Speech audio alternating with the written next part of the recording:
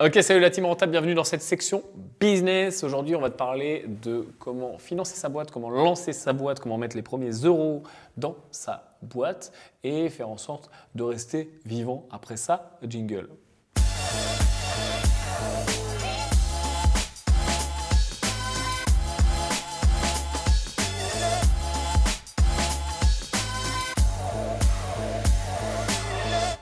Ok, juste avant de commencer, comme d'habitude, tu as tous les liens qui vont bien pour aller plus loin avec moi dans les notes de cet épisode. Tu peux télécharger mon livre, tu peux vous jeter un œil à tout ce que je fais et tu peux aussi t'abonner à cette chaîne en cliquant sur le bouton s'abonner et puis tu ne rateras plus jamais rien.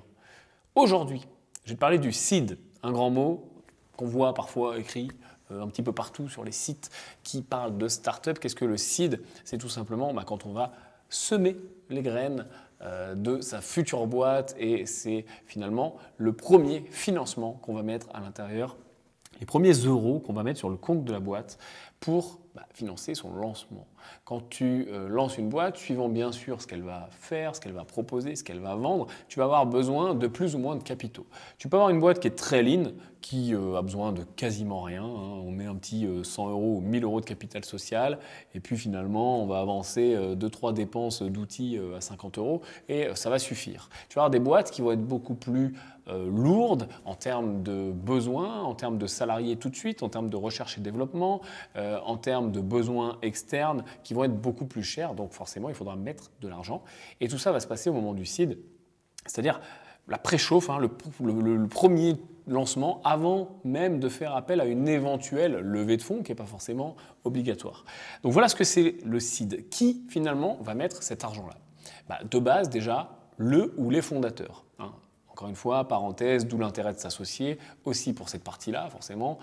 Si tu es associé, ça peut permettre de mettre de l'argent à plusieurs, sachant que tout le monde n'est pas obligé de mettre les mêmes sommes, ça peut très bien se gérer. Ça peut être aussi les proches, la famille, c'est ce qu'on appelle souvent la love money. Donc c'est la monnaie, c'est l'argent des proches, de la famille, des gens avec qui tu as déjà fait du business, vraiment le premier cercle.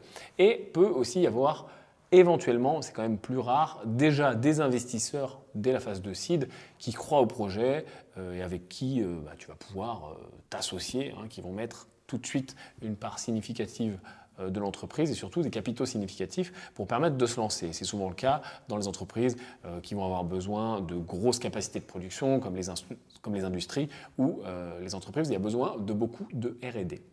Souvent, la question qu'on se pose, c'est aussi est-ce que pour la phase de seed, est-ce que pour ce premier argent dans la boîte, je dois m'endetter et je peux m'endetter?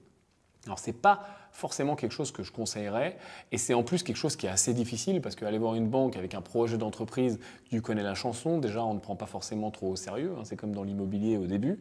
Et puis, même si on te prend au sérieux, c'est quand même beaucoup plus dur d'avoir des prêts. Donc, il est tout à fait possible de faire appel à l'endettement, mais ce n'est pas forcément extrêmement sécure. On va te demander des garanties qui finalement, tu es censé être protégé de ce genre de garantie en empruntant avec ton entreprise, mais vu que la banque, il n'y a pas d'historique, etc., elle va prendre quand même des garanties sur toi en termes de personnes physiques fondateurs. Donc, ce n'est pas forcément extrêmement une bonne idée ou extrêmement nécessaire de s'endetter dès le début. Plutôt que s'endetter, si j'étais toi, je ferais appel éventuellement à des investisseurs, éventuellement à de la love money, éventuellement à d'autres associés s'il y a besoin de mettre de l'argent dans cette boîte. Ce que je te conseille également, si tu investis dans cette boîte, et forcément tu vas investir en tant que porteur de projet, c'est de ne pas mettre tout ce que tu as et tout ce que tu as de côté dans cette boîte. Pourquoi? Pour deux raisons.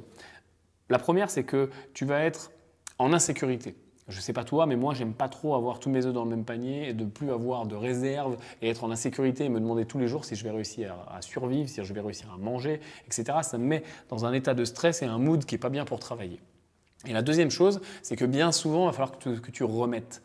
Ça arrive quand même assez régulièrement. Au début, quand tu lances une boîte, tu avais un peu idéalisé sur ton business plan, tu avais surestimé un peu ce que tu pouvais faire. Et puis tu le sais, quand tu lances un projet, il y a des problèmes qui arrivent, ça prend du retard, etc. Donc il est fréquent de devoir remettre un petit peu d'argent. Donc c'est une très bonne raison de ne pas tout mettre dès le début. Mais tu vas me dire du coup, comment vivre ? comment vivre pendant le lancement de cette boîte. Parce que bien souvent, on ne va pas se payer. Au début, c'est pas l'argent, le seed qu'on met au début, c'est pas trop pour payer les gens. Enfin, si, éventuellement pour payer des salariés, mais pas pour payer les fondateurs qui, eux, sont toujours les premiers à se serrer la ceinture. D'ailleurs, c'est toujours aussi les derniers, quand ça se passe mal, à être payés. Souvent, tu n'as pas le droit au chômage, etc. Bon, ça, c'est un autre débat. Du coup, comment vivre pendant ce temps-là? Je reprends mon conseil précédent, ne mets pas tous tes œufs dans le même panier, garde de la trésor personnelle de côté. Ce que je conseillerais, c'est minimum 1 an. Ou allez, au minimum de chez minimum 6 mois de tes dépenses, de toutes tes dépenses normales de la vie quotidienne. 1 an est plus confortable. Tu gardes 1 an de loyer, tu gardes 1 an de tout ce que tu vas dépenser au jour le jour, voilà, pour faire tourner ta voiture, l'assurance, etc., tes dépenses d'alimentation, etc. Tu calcules ton budget mensuel, boum, 1 an de côté. Là au moins, tu es tranquille, tu sais que dans le pire des cas, si ta boîte se plante, tu vas pouvoir survivre et tu as le temps de rebondir, etc. Il y a aussi en France des dispositifs qui existent, notamment le chômage, donc c'est quand même plutôt cool.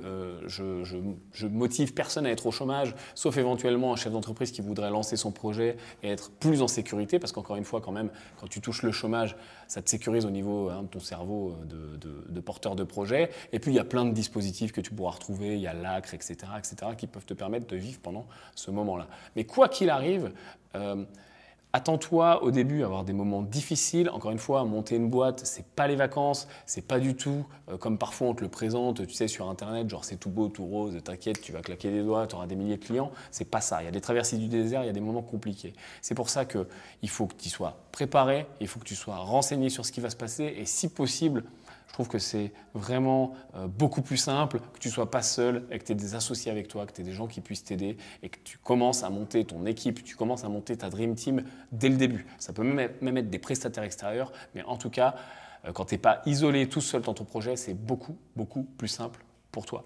Dis-moi dans les commentaires ce que tu penses de tout ça, apporte ton pouce à l'édifice pour soutenir cette section business et je te dis à très bientôt. Ciao!